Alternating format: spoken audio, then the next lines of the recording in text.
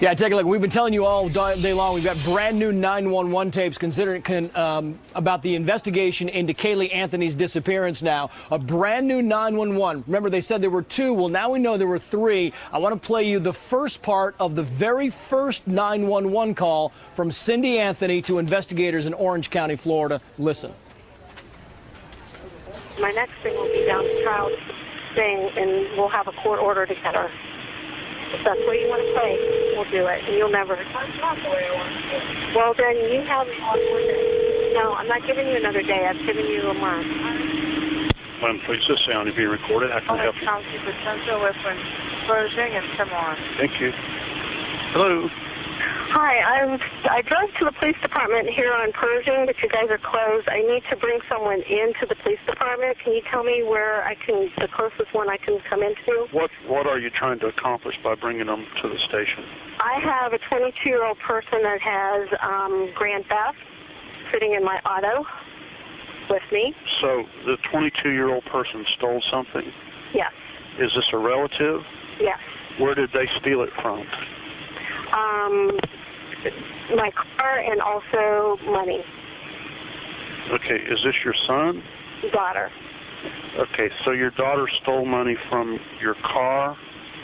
No, my car was stolen. We've retrieved it today. We found out where it was at. I've retrieved it. I've got that, and I've got affidavit for my banking account. I want to bring her in. I want to press charges. Where did all of this happen? Oh, it's been happening. No, but I need to establish a jurisdiction is what I'm trying. Oh, I live in Orlando. Yeah, but what address did these thefts occur at? Well, I guess my residence, I guess. You hear that? We've got more of those tapes coming up in the rest of this show. We will play those for you in its entirety. America's Most Wanted correspondent John Lieberman joins us now. She said, she was quoted as saying, look, I called 911 because I could not find my daughter. And then she goes on to say, well, I have someone here who needs to be arrested. Her daughter's sitting right next to her. Trace, these tapes are riddled with inconsistencies. We talked to cops a little earlier today, and what they said was, look, what concerns us is we're 31 days behind. What mother out there waits 31 days to report their 2-year-old missing? That's number one. And number two, what they said was, when you listen to these tapes, it reinforces this nonchalant attitude of the mother, which is the same nonchalant attitude that cops say she's been giving them since the beginning, like she's talking about a missing baseball or something. And that's why they released these tapes, because you can see Caylee Anthony, the mother, saying again and again on the tapes, almost like she's on some kind of a depressant. They ask her questions, and she says nonchalantly, yeah, that's a car. She goes on. You're like, are you kidding me? Your daughter's been missing for 31 days. You have got to be frantic. The missing child detectives we talked to this morning down there in Orange County said they've never heard anything like it. Normally, they can't get the parents to calm down. With this woman, they can't get a straight story. Yeah. Why can't they get correct information about this woman's missing 2-year-old? Well, the question is, what's next, John? Because we know there were some hairs in the trunk. Mm-hmm. We know the police said that they believed that the trunk smelled like a decomposing body. The mother also said that in the 911 calls. And there was some kind of a stain. What are we waiting for before police proceed? It's a great point. A lot's going to happen in the next few days, probably early next week. We're waiting on DNA and forensics tests out of that trunk, because the hairs that cops found in the trunk, they do believe could match Caylee. If those match, then we're automatically talking about a criminal investigation here, because the child was in the trunk at some point. So we're waiting on forensics, we're waiting on the DNA, and let me stress, we're also waiting on leads from the public. We're all praying that this little girl is alive somewhere, even though it looks like a homicide investigation. America's Most Wanted, there's so many discrepancies and so many different lies have been told. Where do you go? I mean, how do you pursue this story? Well, we're hoping and praying she's alive, and to that end, on our website at amw.com, this pretty little girl's picture is up there. Right. She has some identifying marks, some birthmarks on her shoulder and such. We're just asking the public, help us out here. Help us with a timeline, because we don't know, frankly, when this girl went missing, because you can't get the truth out of any of these people. It is a story that has captivated the country. John Lieberman, America's Most Wanted. Thanks very much, John. Sure. Let's head up now to Martha in Studio D. All right. I was just trying to figure out exactly what sound we have available. Thank you very much. Joining me now to help sort out all of these developments, Phil Keating, who is live in Orlando. Attorney Lisa Bonner's with me, criminal defense attorney and former prosecutor Remy Spencer, and John Beza, who is a former NYPD detective with over 16 years in law enforcement. John, let me start with you. The thing that really catches my ear here in this first call, Cindy Anthony, the grandmother, and Caylee Anthony are sitting together in the car, and while Cindy is waiting to get the police on the phone, she says to her daughter, I'm not giving you any more time. I'm not giving you one more day. I want, basically she's suggesting that the two of them have been talking throughout this 30-day period, and she's done with Casey. She's going to turn her in.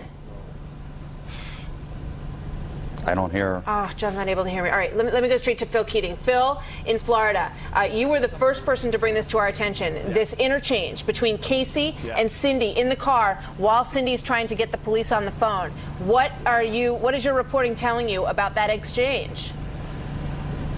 Well, it's incredibly intriguing because based on the first two 911 calls that were released last night, there was a very calm grandmother, Caylee Anthony, on the phone talking about come arrest my daughter for theft and stealing money. And then there was a very panicked one talking about, I just found my daughter's car. It smelled like a dead body in it. Send deputies out here. Then we get this new 911 call that was actually made before those other two. Right. And in that one, they're at a substation. Grandmother is with the mother of the missing child. Essentially, she's in trouble. She's with her mom. Mom's taking her to the police station to try to get some answers, saying, we'll get a court order if you want to play this game. Mom, you're not going to have to play this game. I just need one more day, presumably to reveal the whereabouts of little Caylee. And that's when the grandmother, Cindy, says, I'm not giving you another day. I've already given you a month. What does that mean? Right, exactly. And Phil, let me bring in... Let me bring in our attorneys. This kid was missing? Yep. Yeah. Hold on, Phil, just 1 second. I'm going to bring in the attorneys on this. Lisa, very bizarre because the grandmother is saying to the police, my daughter stole our car and she stole money. Then she's sort of holding, not letting the police hear her say, I'm not giving you any more time, not even one more day to find our granddaughter. Right. Obstruction of justice? I think so. This whole thing is unfolding very bizarrely. The grandmother and the mother have repeatedly changed their story time and again. First she says the car smells like it's a decomposing body. Then she says, two calls later, she says, you know what? My daughter left a pizza in the car. You go back and leave a pizza in the car for 17 days and see how it smells. There's just a bunch of inconsistencies. We can't get a straight answer. First, we thought it was the mother. So now it appears that the grandmother is obstructing justice as well. Remy, the police are treating this like a homicide.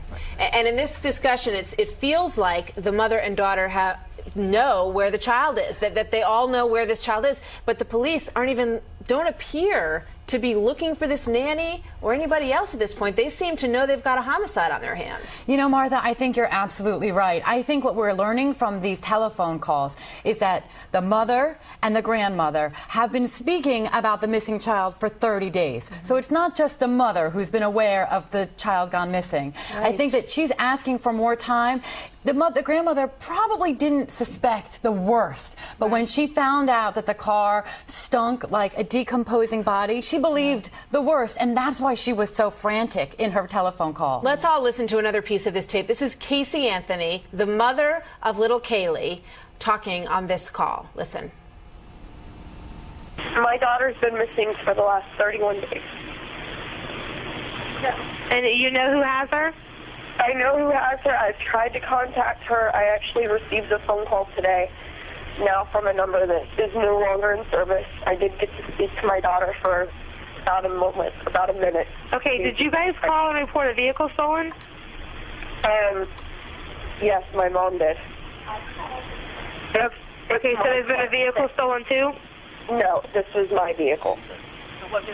What vehicle was stolen? It's a 98 Pontiac Sunfire. Confuse the police more.